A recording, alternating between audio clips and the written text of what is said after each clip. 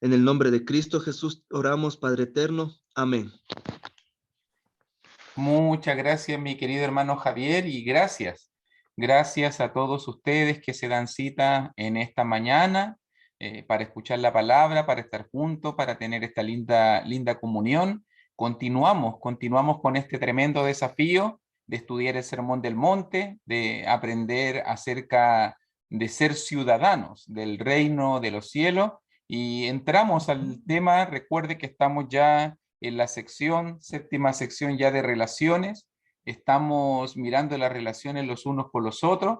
Estamos sobre todo hablando del tema de los juicios, ¿cierto? ¿Se acuerda que dijimos qué entendemos allí en el pasaje cuando dice no juzguéis para que no seáis juzgados? Y entendemos nosotros que se está refiriendo a la crítica, se está refiriendo no a juzgar, a mirar, a sopesar algo, a entender algo, a evaluarlo, sino que principalmente se está enfocando hacia lo negativo, la crítica, la condenación, el juzgar a una persona maliciosamente, el creerse superior, más espiritual. De eso estamos hablando cuando usamos la palabra juzgar.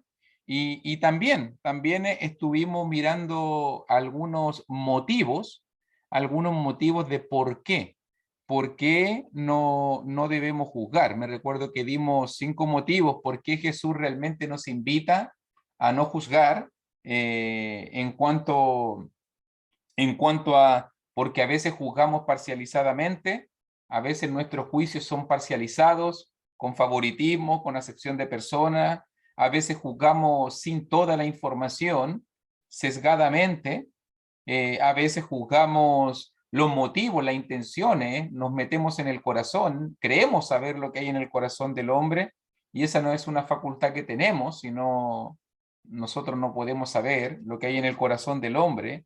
A veces juzgamos también sin empatía, sin comprensión. Somos, en este caso, mal pensados, siempre interpretamos a mal lo que hacen las personas. Y también juzgamos, que era el quinto punto que habíamos visto en la clase pasada, severamente, sin amor, somos implacables muchas veces, sin misericordia, buscamos siempre lo negativo. Por ese motivo, porque muchas veces nos equivocamos en esa forma, Jesús va a decirnos, no juzgues, no juzgues. Y note que hoy día vamos a empezar con la sección, y obviamente terminamos diciendo en la clase pasada, no juzgues también porque no es tu lugar. Recuerde que no somos jueces, recuerde que nosotros somos solamente súbditos, solamente consiervos, hermanos. Entonces terminábamos diciendo la clase pasada también, ¿quién eres tú? ¿Quién soy yo para juzgar la vida de otra persona?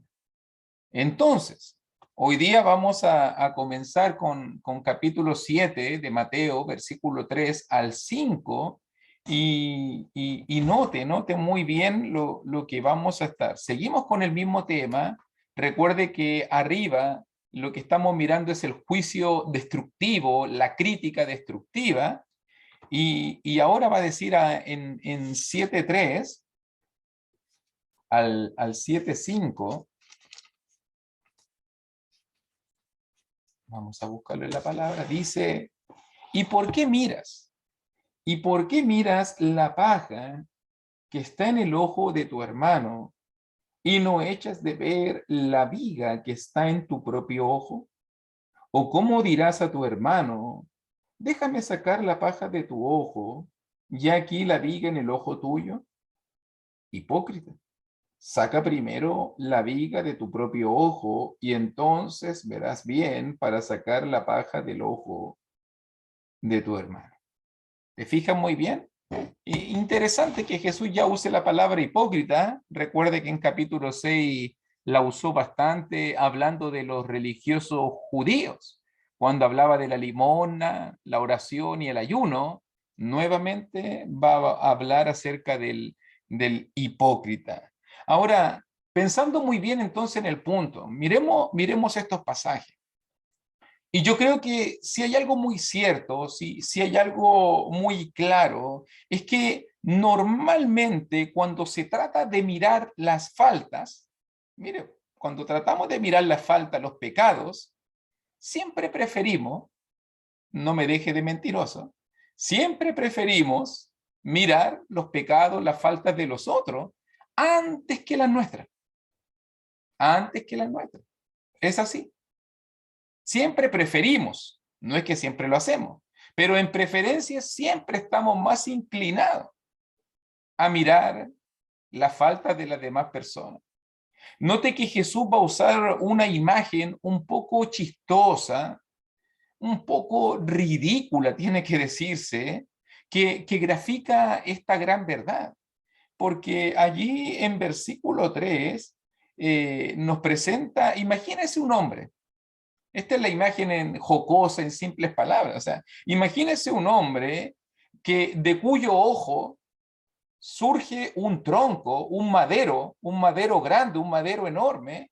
Imagínese este hombre y que mientras forcejea cargando el madero, mientras forcejea llevando ese tronco en el ojo, trata de ponerse de pie, trata de estar derecho, y ese hombre que tiene un tronco en el ojo se da cuenta que su hermano tiene una motita en el ojo de él. Uno diría, ¿se da cuenta la exageración de Jesús? O sea, un hombre que está con un tronco, usted entiende, un tronco, un madero, algo grande que no te deja ver, que no te deja caminar, que no te deja moverte libremente. Y por otro lado, versus el hombre que está con una motita, que le entró algo al ojo, una pajita, una motita pequeñita, y el hombre del tronco le dice, ¿te ayudo? ¿Te ayudo? ¿Quién es el que está más mal? ¿Cierto? Puede ver usted ahí al hombre moviéndose de un lado a otro, me imagino caminando por la calle, el hombre con el tronco, la gente tratando de agacharse para no pegarse en la cabeza con el tronco, con el madero. Un hombre que lleva un tronco en su ojo para que no golpee a nadie. Bueno, la idea de Jesús es que entendamos lo ridículo que es tratar de ser jueces cuando nosotros mismos podemos estar en una condición peor. Mire qué increíble es querer estar juzgando a los otros cuando a lo mejor yo estoy en una condición, en una posición peor. Es fácil, sí, qué fácil es ver la falta de los demás mientras pasamos por alto las faltas nuestras. Y eso es lo que Jesús está diciendo en simples palabras, en esta primera idea de la imagen. Cuán ridículo se ve una persona con tremendo tronco para querer ayudar a uno que tiene solo una motita en el ojo. Pero miraba un poco en la palabra, ¿pasa esto en la cultura? Sí, ¿pasa esto hoy día en el ser humano? Claro que sí. ¿Pasó esto antiguamente? ¿Se acuerda usted del rey David? Poner un ejemplo. ¿Se acuerda usted del rey David cuando cometió adulterio con Betsabé, cuando hizo matar a su esposo? Toda esa historia se encuentra en 2 de Samuel capítulo 11, por si acaso. Cuando su mejor amigo Urías fue puesto en el frente de la batalla para morir, para que David se quedara con esa mujer porque la codició y la tomó. Cuando pasó el tiempo y Betsabé quedó embarazada, en ese momento Dios envió al profeta Natán a contarle una historia. Usted conoce la historia, 2 Samuel capítulo 12. Un hombre rico tenía 100 ovejas, el pobre tenía una sola corderita. Vino un amigo del hombre rico, al final el hombre rico prefirió tomar la corderita, el que tenía una, en vez de sacrificar una de sus 100. Y cuando el profeta Natán le preguntó a David qué pensaba de ese caso, ¿qué se puede hacer? ¿Qué se puede hacer en cuanto a esta situación? David fue muy rápido para inmediatamente decir, el hombre tiene que morir, el hombre tiene que pagar en tanto. Fue muy rápido para juzgar, fue muy rápido para dar la sentencia. Así somos nosotros si nos contaran una historia. Pero cuando Natán le dijo, tú eres ese. ¿tú eres aquel hombre? Inmediatamente David cambió la sentencia. No, no, no, tiene que morir. Ahora hay que pedir perdón a Dios. Y David dijo, pequé contra Jehová, y se dedicó a orar, a pedir perdón, a clamar, a suplicar. ¿Se da cuenta que es fácil ver la falta en el otro y pensar al tiro, no, debe morir? Pero cuando me dicen a mí, no, tú eres tú entonces el que tiene que morir. Ah, no, no, yo estaba diciendo nomás, hay que ser misericordioso. Dios, perdóname. Por favor, ayúdame. Y ahí nos damos cuenta la inconsistencia espiritual de David. Pidió a Dios inmediatamente que lo perdonara, pero no pidió perdón por el otro. No pidió perdón por el otro. Note que cuando miramos allí, en versículo 3 dice, ¿y por qué miras? Note esa palabra, ¿por qué miras? La palabra mirar allí es más que solamente una observación, un vistazo. Es mirar, es escudriñar, es examinar con detenimiento. Es examinar con detenimiento, o sea, hay que fijarse, diríamos aquí, hay que estar fijado, hay que estar mirando profundamente. Debe ser difícil para una persona que tiene un tronco en su ojo, mirar, fijarse en que otro tenga una pajita, una motita. Si tú miras la idea del pasaje, es súper simple. Es el hombre que está fijado en lo menor y no quiere ver en sí mismo lo mayor. Note los dos componentes.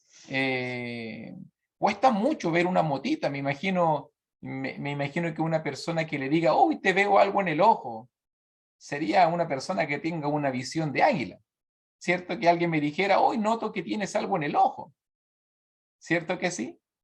Bueno, este hombre, para poder llegar a esa conclusión, tuvo que haber mirado detenidamente, fijamente, hasta que se dio cuenta que había algo en el ojo de la persona. Pero recuerde, él tenía el tronco, él tenía la viga y no la podía ver. Tuvo que haberse acercado, tuvo que haber mirado detenidamente. Qué increíble que a veces somos así. A veces nos acercamos a la gente, a veces la miramos, a veces nos fijamos profundamente con detenimiento para encontrar la falla, la falta, lo malo, pero a veces no somos así de inquisidores cuando se trata de nuestros propios pecados. Si nota muy bien, aunque eran de distintos tamaños, la motita normalmente es de madera o de algo muy parecido, y obviamente que el tronco también era de madera. Uno era ínfimo, el otro era considerable, pero ambos eran del mismo material, del mismo material. Es un hecho que en nuestra naturaleza humana a veces somos demasiado susceptibles a ver las faltas en los demás y no fijarnos tanto en las nuestras. Es un hecho también que por lo general nuestros pecados no se ven tan graves. No, es como cuando una hermana comenta algo de alguien, no, esta hermana es calumniadora, esta hermana acá de chismosa, peladora, decimos nosotros. Esta hermana es chismosa. Pero si yo hago lo mismo, uno dice, no, si yo estoy comentando nomás. No, yo comento, yo no jugo, no murmuro yo. Yo solo lo digo nomás, para que oremos, hermanito. Yo lo digo, yo lo comento para que oremos por la hermana. Claro, todos los demás son chismosos, todos los demás son murmuradores, pero yo comento. Eh, o lo mismo cuando pasa un adúltero, un fornicario. No, no, si yo me voy a casar, no, todos los demás se los va a llevar el diablo y todos son malos, pero no, yo me voy a casar, ¿no? Lo que pasa es que nos amamos, ya nos casamos, y ahí sí, ya vamos a hacer el pacto. Siempre tendemos a ver el pecado nuestro como menos grave, no son tan malos nuestros pecados en comparación a los pecados de los otros. Me acuerdo también de otra historia que grafica mucho más esa gran verdad. Siempre me costó entender esta historia, porque claro, es una historia antiguo testamentaria en un contexto cultural totalmente diferente al de nosotros. Pero allí en Génesis 38, me recuerdo yo cuando se habla del patriarca ya Judá, el hijo de Jacob, y cuando Judá, y hay una historia ahí de los hijos, de que muere, de que la nuera, y murió un hijo, y después muere el otro hijo, y al final le queda el tercer hijo, y la nuera queda desprovista. Recuerde que había una ley de que debía cuidarse a la viuda, y debía levantársele descendencia al hermano, todo eso que sabemos nosotros que la palabra dice. Y ahí en Génesis 38, Tamar la nuera, creó un plan. Creó un plan para poder levantar descendencia, para poder salvar su vida, porque quedó sola, sin un hombre, sin trabajar, sin comida, sin posesión. Había quedado casi en la indefección. Así que, maliciosamente, digo yo, creó un plan y se presentó en el camino delante de su suegro, vestida como una ramera. Yo no sé cuál eran los vestidos de ramera, no sé, pero algo le identificaba de esa manera y se presenta delante de Judá, obviamente cubriéndose para que no notara a su suegro quién era. Y al final Judá, y yo digo, qué increíble la ética, estaba casado, tenía su esposa, tenía sus hijos, pero fornica, fornica con esta mujer ramera, se la encuentra en el camino. Yo digo, Judá, te caíste de la gracia, eso no se hace, es malo. Ok, pero fue en un camino, fue en un lugar solo. Al final, si tú conoces la historia, vas a saber que Judá dejó embarazada a su nuera sin saberlo. Quedó embarazada Tamar. Y como Tamar era parte de la familia de Judá, cuando la gente se enteró, recuerde que esto fue secreto, Judá no se dio cuenta que era Tamar, ella estaba cubierta para que no se diera cuenta que era su nuera. Cuando se supo de que Tamar estaba embarazada, como Judá era el líder de la familia, él dijo de inmediato, a ella hay que matarla y quemarla. Ese era, esa era la sentencia. Uno diría, wow, o sea, tremenda de fuerte el castigo, la sentencia. No, ella tiene que morir y hay que quemarla. Ella fornicó, ella falló el pacto, ella no se guardó para mi hijo, no. Al final cuando iban a matar a Tamar, en ese momento, volvamos atrás, cuando iban a fornicar Judá y Tamar, Tamar le dijo, ¿qué me vas a dar a cambio por esta relación sexual? Como mujer ramera. Y Judá no tenía nada. En ese momento de dinero, no llevaba nada. Le dijo, dame tu bordón, dame tu báculo, dame una señal de quién eres, en garantía de que después me vas a dar el dinero y yo te devuelvo el báculo. Imagínense, es como darle la llave de la casa. Es como darle la llave de la casa. Y parece que le agradó mucho Tamar. Judá le entregó el bordón, el báculo, la llave de la casa. Entonces, cuando van a matar a Tamar, y todos sentenciándola, juzgándola, criticándola, fornicaria, adúltera, pecadora, lasciva, en ese momento Tamar muestra el báculo y dice, el padre del bebé es el que me dio esto. Y en ese momento Judá demudó su rostro. ¿Usted cree que la quiso matar ahora? ¿Usted cree que delante de su esposa quedó como el hombre que fornicó porque él también tenía esposa, adulteró, se metió con una ramera? ¿Usted cree que se le hizo un juicio a Judá? Así somos. Es fácil ver el pecado en Tamar, es fácil mirar fornicaria, adúltera, hiciste mal. Pero cuando Tamar le dijo, pero si tú participaste en este pecado conmigo, tú lo hiciste conmigo.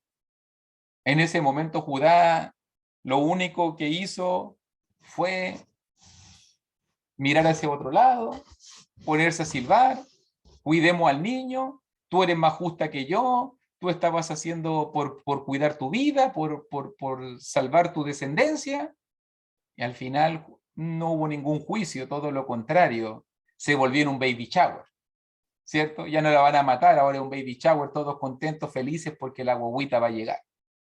Y uno dice, qué tremendo. ¿Fue grave lo que hizo Judá? Claro que sí. ¿Fue grave la desesperación de Tamar? Claro que sí.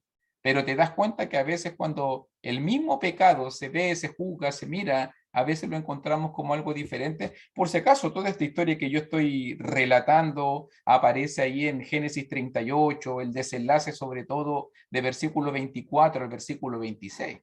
Ahí está el desenlace de todo y darse cuenta cómo Judá juzgó a Tamar, pero no se juzgó a sí mismo, ni se dio cuenta que él había cometido el mismo pecado y aún más grave, porque Tamar era viuda y estaba en la desesperación, y en este caso Judá era el hombre casado, el líder del hogar, el que ya tenía Judá su esposa, sus hijos, tenía varios hijos, tenía la esposa, y aún así falló. Y no se hizo juicio.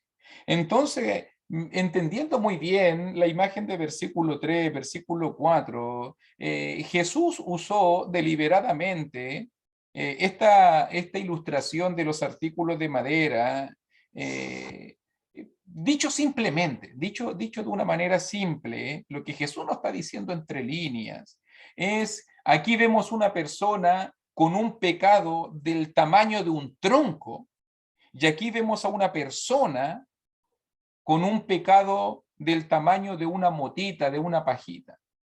Y qué increíble que la persona que tiene el pecado del tamaño de un tronco se cree superior, se cree mejor, se cree con capacidad de juicio, de juzgar al que tiene el pecado menor.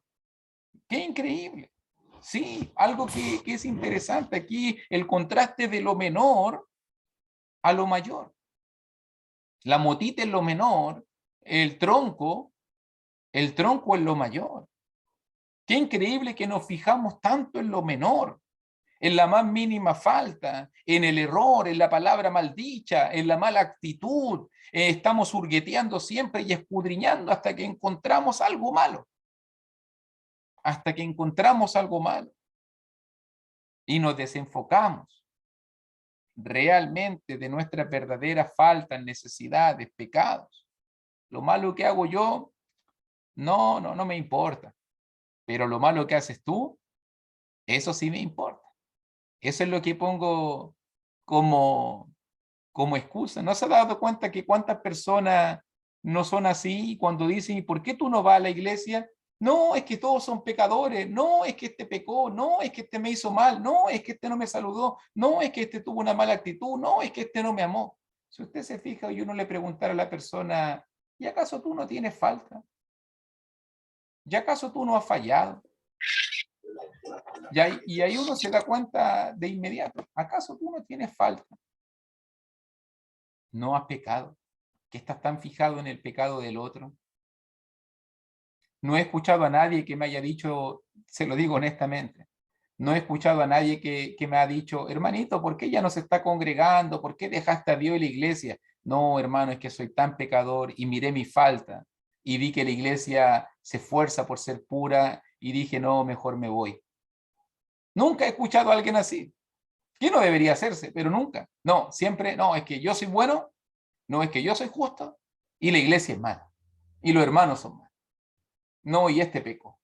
Siempre. Y ahí muestra el mismo pecado, muestra la misma falla de estar siempre fijándonos en lo menor y dejar de ver realmente lo que es mayor. Fíjese que, y leyendo unos pasajes que lo encontré muy interesante, en el libro de Romanos, por ejemplo, si tienes tu Biblia a mano, hermanito, hermanita, Allí en el libro de Romanos, capítulo 2, Pablo habló del mismo tema.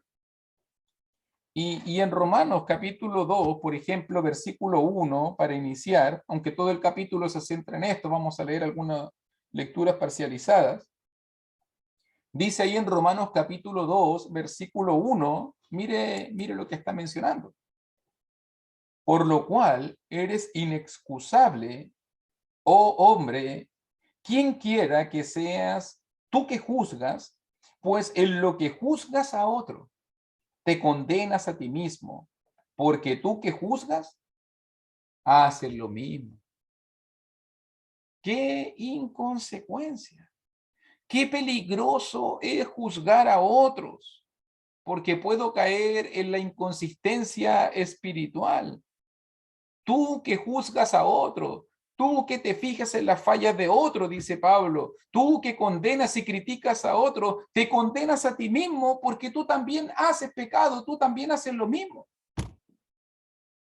Si ese es el pecado que está detrás de todo, la inconsecuencia, el querer pensar que somos mejores que otros, el espíritu de superioridad.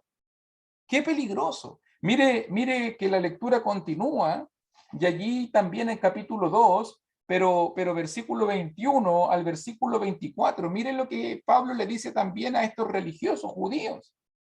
Tú que enseñas a otro, ¿no te enseñas a ti mismo? Tú que predicas que no se ha de hurtar, ¿hurtas? ¿Robas? Tú que dices que no se ha de adulterar, ¿adulteras? Tú que abominas de los ídolos, ¿cometes sacrilegio? Tú que te jactas de la ley, con infracción de la ley deshonras a Dios, porque como está escrito, el nombre de Dios es blasfemado entre los gentiles por causa de vosotros. ¿Cuánta inconsecuencia? ¿Te fijas en lo que está señalando Pablo? Tú que enseñas a otros. ¿Cuánta gente? Por eso, por si acaso, en Santiago 3 se nos advierte, sobre todo a los varones, que el que quiere ser maestro, cuidado, no os hagáis maestros muchos de vosotros, sabiendo que heredaréis mayor condenación. Ponerse en una posición de enseñador hace que la gente nos pueda mirar de una manera mucho más, o incluso Dios, mucho más detallada.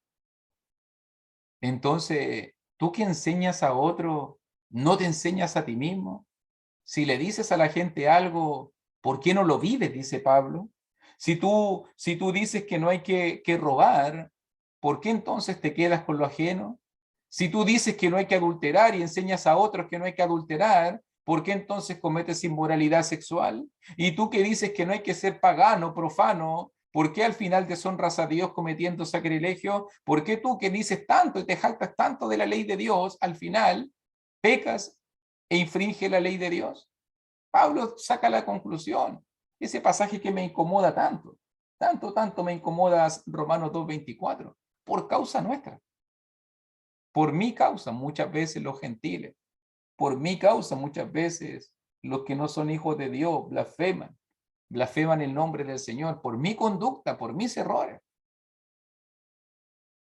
por mi maldad, por mis malas actitudes, por mis malas actitudes. ¿No he escuchado esas frases que llegan a doler en la alma? ¿Y no que eres cristiano? ¡Ah! Esa puñalada. ¿Y no que ibas a la iglesia? ¡Ah! ¿Y no que lees la Biblia? ¿Y usted no era cristiano y está haciendo esas cosas? ¡Ah! Y uno dice, no me digas eso, por favor. ¿Cuánto duelen esas puñaladas? Pero es la verdad. Muchas veces caemos en esa inconsecuencia espiritual. Fijarme en otros, criticar a otros, buscar la falta en el otro y olvidarme de mis terribles faltas y pecados es inconsecuencia espiritual. Es lo que Pablo está señalando. ¿Cuál es la evaluación de Jesús? Si tú te fijas muy bien allí en versículo 5 de Mateo 7, Jesús dice, hipócrita. Esa es su evaluación. Ser un inconsecuente espiritual es ser un hipócrita. Jesús no se anduvo con rodeos, no. Jesús no suaviza la medicina. Jesús dice, eres hipócrita. Sí, ser una persona juiciosa, ser una persona criticona que juzga a otros, nos vuelve hipócritas. Ser hipercríticos, condenar a otros, fijarnos en los errores de los demás, más que en los míos propios, nos vuelve tremendamente hipócritas. ¿Sí? Porque vivimos más preocupados de los otros que de mí mismo. Es como que si Jesús estuviese diciendo, preocúpate primero de ti. Antes de andar criticando a otro, antes de lanzar una piedra, primero ve cómo estás tú, cómo estoy yo. Antes de decir algo de alguien, ¿cómo están mis manos de limpia? ¿Cómo está mi conciencia de limpia? Ahí recién voy a poder ayudar a alguien. Muchas veces nos fijamos más en los otros, hermanito, porque queremos ocultar nuestros pecados, nuestras debilidades, nuestras tinieblas. No queremos que los demás se fijen en nosotros y por eso prestamos atención hacia otro lugar. Tristemente tengo que decirlo, ¿sí? Que el resultado de ser una persona hipercrítica es todo lo contrario que se busca. Porque al final, cuando hay personas que son criticonas, la gente que hace con ellos los critica más, los juzgan más. Y se forma un círculo vicioso de hipercrítica. Y al final el crítico de otro, al final, ¡ay, este hermano que es pesado! ¡Ay, este hermano que es crítico! ¡Ay, este hermano que juzga! Y al final la gente tiende a juzgar más a aquel que es hipercrítico y al final no se soluciona nada. Y todos juzgándose los unos a los otros. La gente nos mira y nos condena más. La gente nos mira y nos condena más. Por eso, si continuamente estamos criticando a la gente, ¿sabe qué? Es una mala imagen, porque estamos dando a entender que nosotros somos puros, que nosotros somos santos, que nosotros estamos limpios, que nosotros vivimos una vida recta. Porque el que juzga y critica mucho, lo único que está tratando de hacer es mostrar que él es superior, que él es limpio, que él no tiene pecado y los demás sí. Al final muestra que somos inconsecuentes, porque todos pecamos y obviamente todos en algún aspecto de nuestra vida tenemos que cambiar, tenemos que mejorar, tenemos que arrepentirnos, tenemos que ser mejores para Dios. Por eso, cuando se trata de juzgar, hermanito, si tú miras la secuencia del pasaje, cuando dice no juzguéis, está pensando en el otro. No te enfoques tanto en el otro. No juzguéis. No mires la paja en el ojo, en el otro. Cuando se trata de juzgar, mírate a ti mismo primero.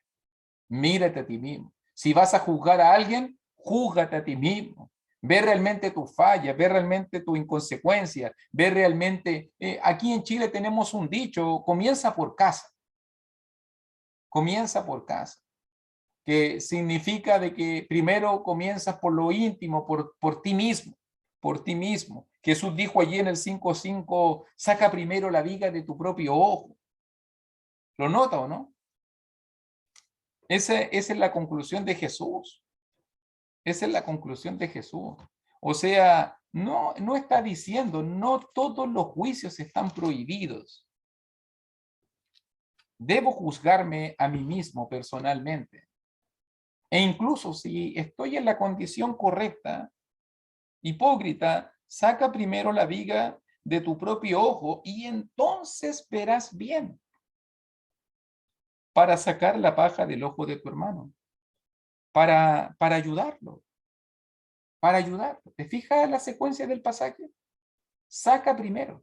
O sea que primero trabaja en ti, primero invierte en ti, primero enfócate en ti. Entonces, de esa manera vas a ver bien para poder entonces ayudar a otra persona. Si realmente amamos a alguien, si realmente amamos a nuestros hermanos, si realmente queremos ayudar a las personas y vemos pecado en su vida, lo primero que debemos hacer es eliminar nuestros pecados.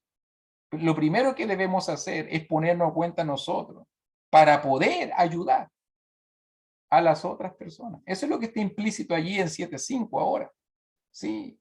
Jesús dijo que nuestra más alta prioridad es superar nuestros propios pecados. Pero Jesús no prohibió en 7:5 que ayudáramos al hermano. No está prohibiendo ayudar. No, tú no vengas, tú no vengas. No. sino que está diciendo lo que debe ser primero.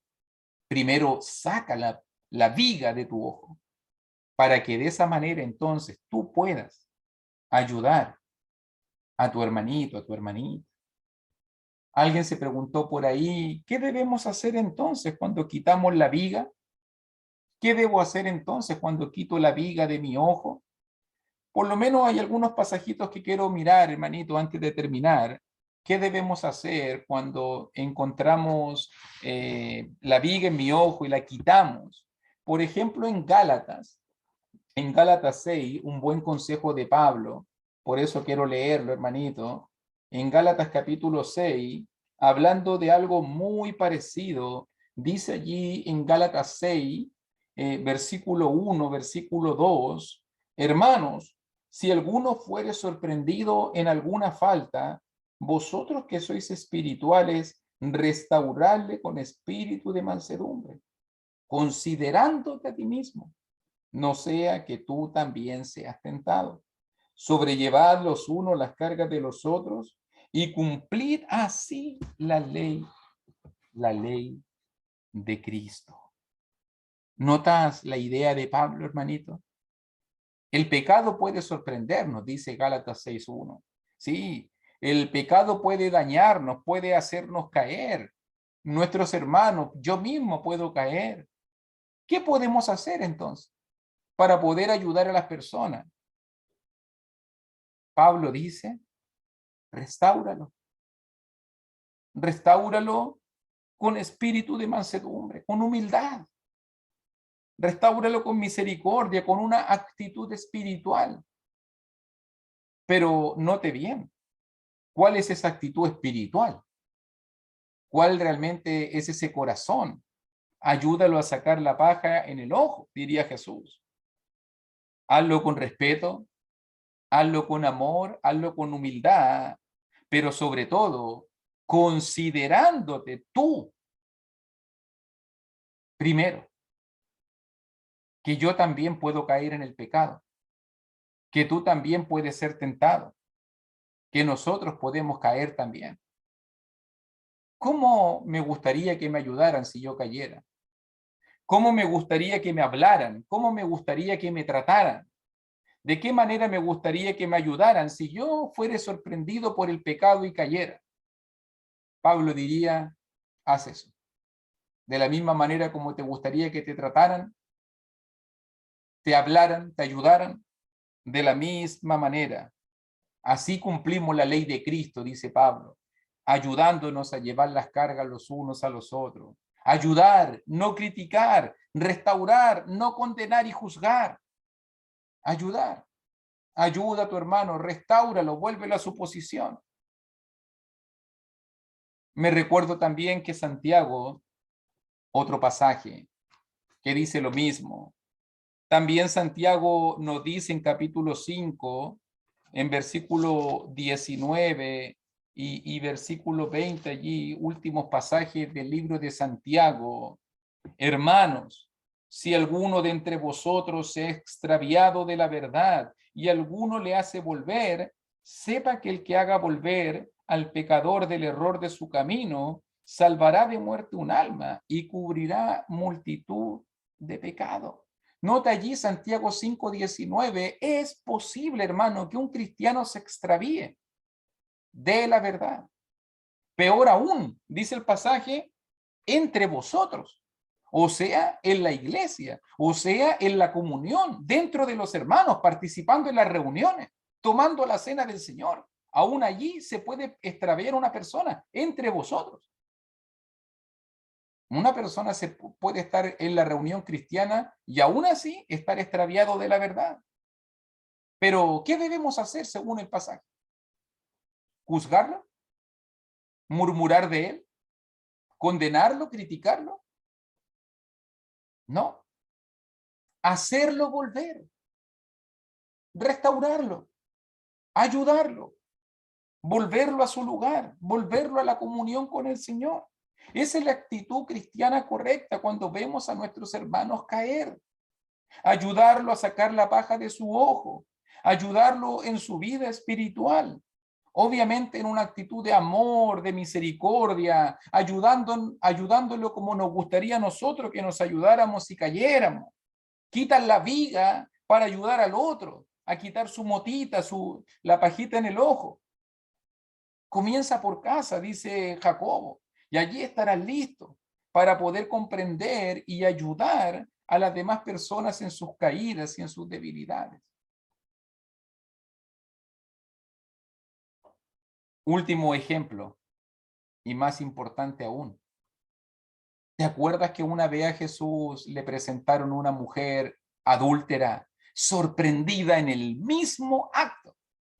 Imagínate cómo tienen que haber sido los fariseos ahí, metido en hurguetía en la casa, tal vez abajo del colchón, abajo de la cama, tal vez escondido en la ventana, hasta que la mujer y el hombre cayeron. ¡Ah! Te sorprendimos. Ahora sí, pecadora. Ven para acá. Y tomaron a la mujer. Nada se habla del hombre, qué increíble. Dicen por ahí las feministas, qué machista ese relato. No sabemos del hombre. Lo más probable es que ese hombre no haya tenido ninguna relación con el pueblo de Dios. Por algo no se le juzgó. Puede ser una posibilidad. Pero lamentablemente el juicio cayó sobre la mujer.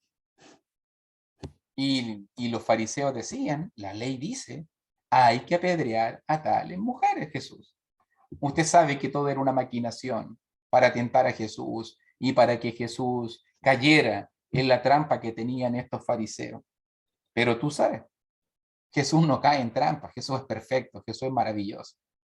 Y estaba mirando allí en Juan 8, cuando dice en el versículo 7, y como insistieran en preguntarle, ahí está la mujer en el suelo, los acusadores con las piedras, ahí está Jesús abajo ahí escribiendo unas cositas, las películas ponen cosas que estaba dibujando Jesús, no sé, alguien me preguntó, ¿qué estaba escribiendo Jesús en el suelo? No sé, hermano, no dice nada la Biblia por si acaso, para que no se pregunte, no tengo esa respuesta.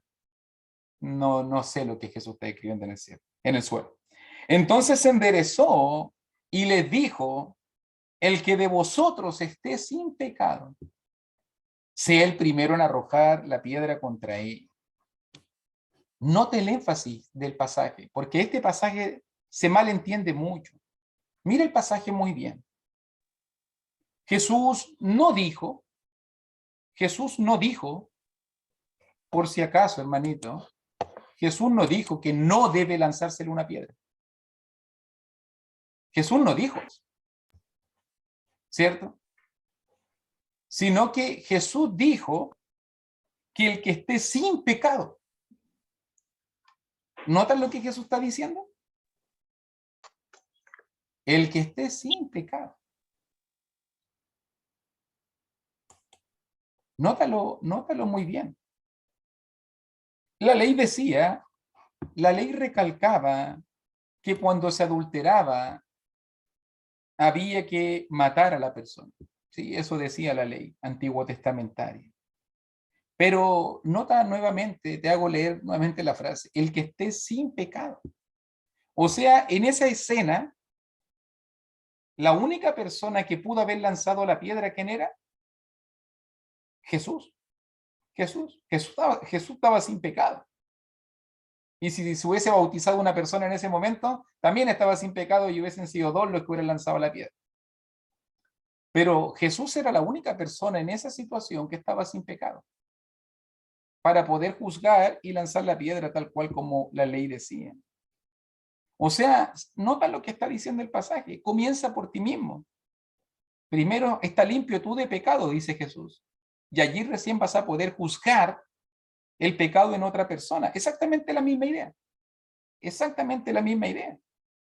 ¿Estaban limpios de pecado los fariseos? ¿Tú sabes la historia? No. Al final todos, acusados por su conciencia, dejaron allí las piedras, dejaron allí a la mujer y se fueron avergonzados. Todos acusados.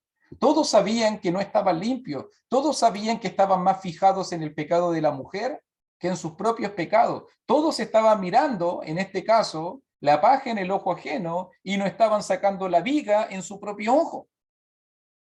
Todos. Cuando todos se fueron, Jesús habló con la mujer. Todos se fueron. Y allí en Juan 8, 10 y 11, la palabra dice, enderezándose Jesús y no viendo a nadie sino a la mujer, le dijo, mujer, ¿dónde están los que te acusaban? ¿Ninguno te condenó? Ella le dijo, ninguno, Señor.